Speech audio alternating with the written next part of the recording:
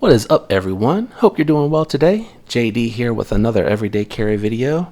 Today I'm going to be talking about a knife that I was very excited to find on the secondhand market. I've never had a Andrew Demko Scorpion lock before, and this is the AD15 done in the S35VN. I was able to find this bad boy at a very good price on the market. Used market. It had been lightly used. It sharpened right up, razor sharp edge with just a little bit of leather strap. And let me tell you, the Scorpion lock, even though I've only had it for a few weeks, really impressive how this is very fidgety for something that I wouldn't have thought to be that fidgety. This is a larger knife for sure. As you can see in hand, still protruding out the back. So lots of room to grip up. The stimpling on the back of the blade is very pronounced. The finish and the fit on this knife is superb. The action is really, really good. As you can see there, drop shut. The principle behind the Scorpion lock too is this particular lock, when in hand and being used, provides extra leverage from your own grip to prevent it from coming loose. Even without your hand on there by itself, outstanding. And the Demko family is the family that's responsible from bringing the triad lock on all the Coldsteel knives to us.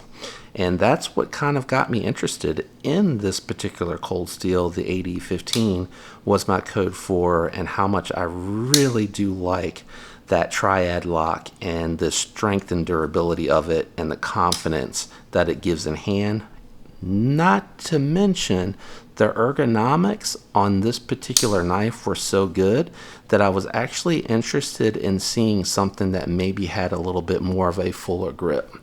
And as you can see here, the code for a very thin full-size knife, whereas the Scorpion AD15 with the Scorpion lock is a much fuller in-hand knife, but it compares in footprint very similarly to that code 4, which is again what made me curious about the knife. And I picked it up at such a good deal, I just couldn't pass it up. And I'm glad that I didn't. This knife is really nice. The grip on the G10, it's like a scale system. It's not rough at all, but it has enough spacing between the pattern to offer very confident grip. The thumb stud is equal in size on both sides, which makes this knife ambidextrous. The pocket clip is reversible tip up only. So if you're lefty or righty, this knife will work really well for you.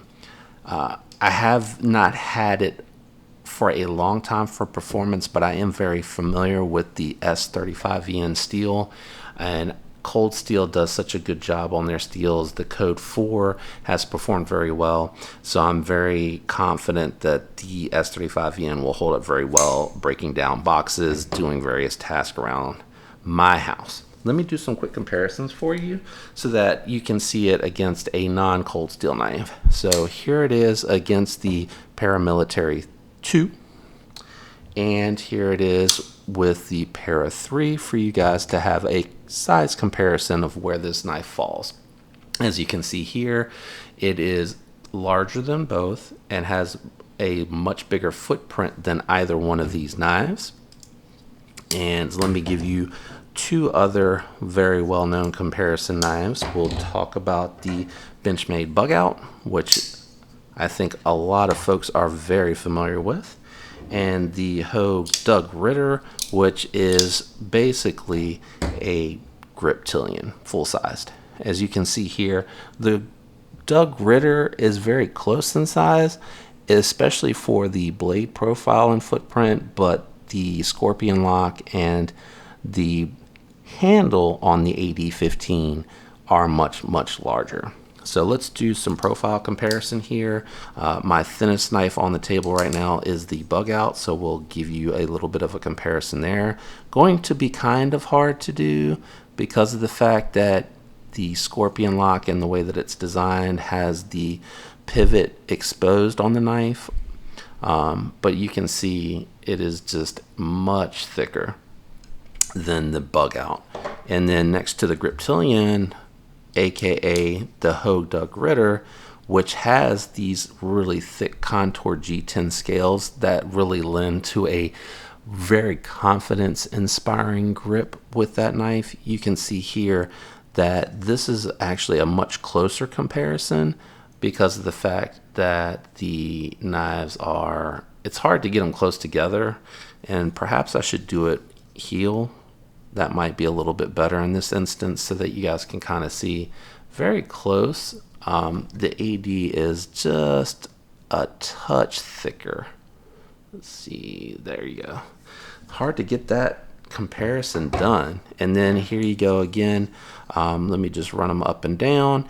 You can see here that it is just much thicker than the Para 3. And even with these contoured scales from Flatanium on the Paramilitary 2, you can see here that the AD is just a thicker knife all the way around.